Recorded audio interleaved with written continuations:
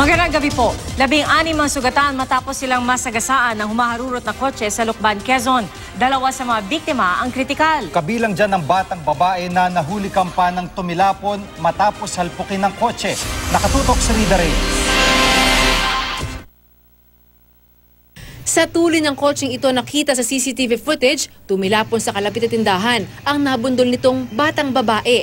Sa videong ito naman, makikita ang mga tagpo pagkatapos ng disgrasya. Makikita ang 15 iba pa na nasagasaan din ng kotse.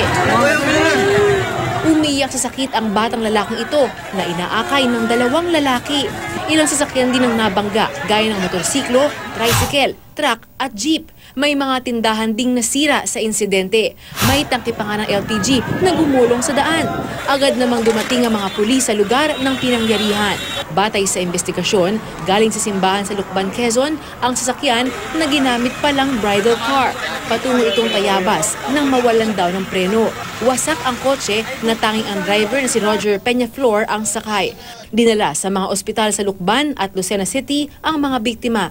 6 na ang na-discharge habang 2 ang kritikal, kabilang ang batang babae na nasa ICU. Si Peñaflor naharap sa patong-patong na reklamo. Sa mga nasaktan po, sorry po talaga, hindi ko po sinasadya. Yun po'y aksidente po talaga.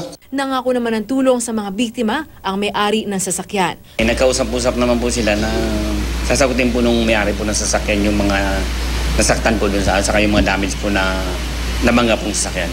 Tumutulong din sa mga biktima ang lokal na pamahalaan. Rida Reyes, Nakatutok, 24 Oras.